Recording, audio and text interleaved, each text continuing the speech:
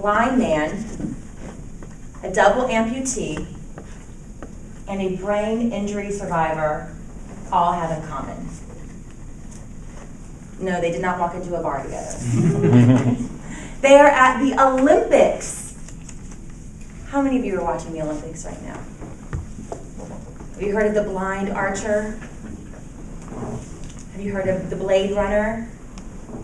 Well, I'm going to talk to you about 3 individuals today that may not have gotten quite the media coverage as the Olympic gymnastics team or the U.S. gymnast team or U.S. swim team, but these individuals have truly inspirational stories.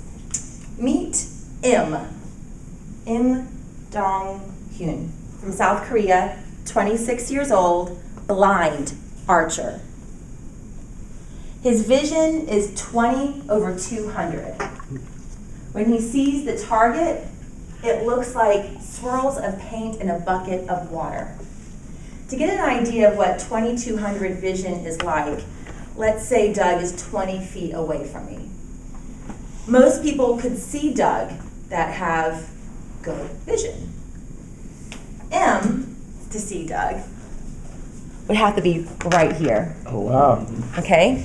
That is what 20/200 vision feels like to someone. Yet, in the opening round, he received a top world score, 699 out of 720 points. Pulls back, and he feels the target. He knows once that bow has left, whether or not it's going to hit that target or not. He practices 5 to 7 hours a day, over and over again. And when he's not practicing targets, he's in the gym, making his body strong so that he can be the best archer he can be. He's a world champion of archery in the Asian Games, World Championships. He actually helped his team win the bronze medal for South Korea in the U.S. Olympics this year in London. Just a truly fascinating story. My next person, Blade Runner. This is Oscar Pistorius, 25 years old, from South Africa, born without fibulas. No fibulas, no bones below the knee. He was born that way. So what tissue and bone matter he had as an infant was amputated so that he could grow up naturally with prosthetics. At age 11, he's playing rugby. Then goes into water polo, wrestling. He becomes a Paralympic champion in track and field sports. Huge controversy about having him play in the Olympics. Some feel that he may have a competitive advantage because of these blades. He was disqualified from the Beijing Games because of his competitive advantage. He has no legs. Truly, truly an inspiring story about Oscar Pistorius. While he did not go on to win the gold for South Africa, he ran 400 meters. That's 1 lap around the track in 45 seconds. 45.64 seconds, but who's counting? That is a triumph in and of itself. My next person we'll call the helmet hero. This is James Cracknell. He's a former Olympic champion for the British rowing team. He already has his gold medals under him. You may have seen him on the Discovery Channel because he's quite the adventurer. He's done the coldest race, a 430-mile race across Alaska.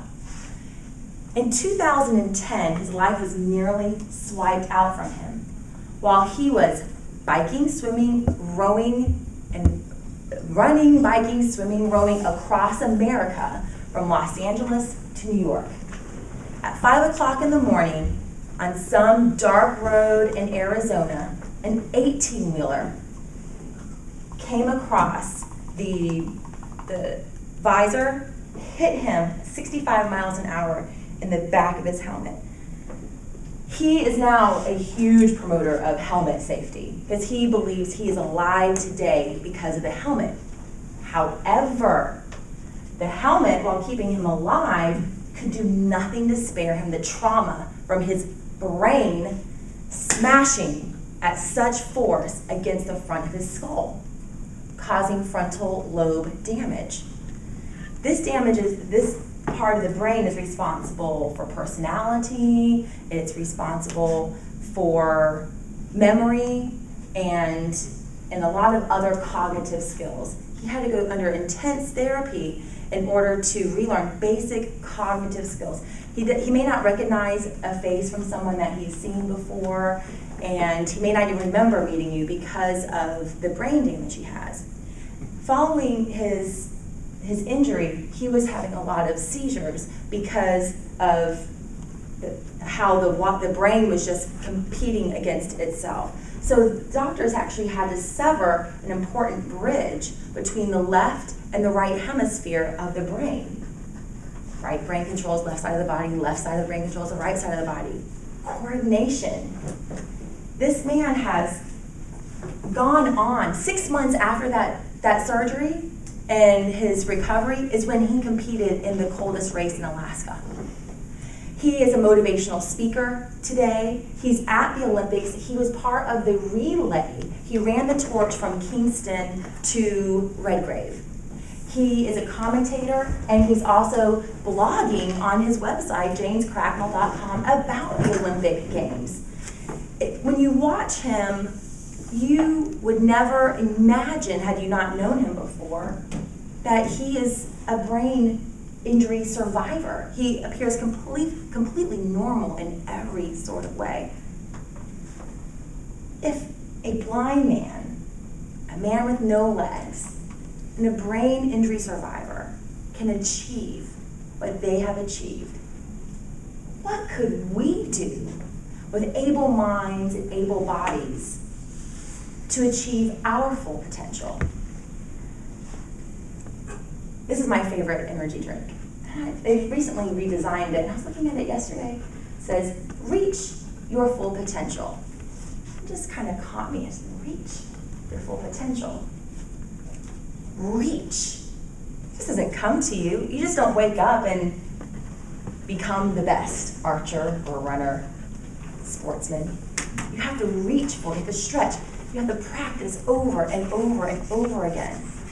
Your full potential, not somebody else's.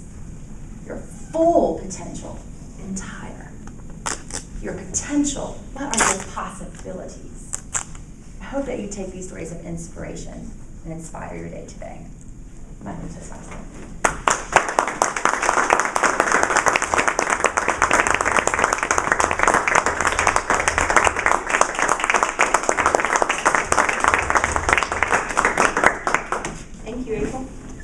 Got a lot of inspiration today to leave here with.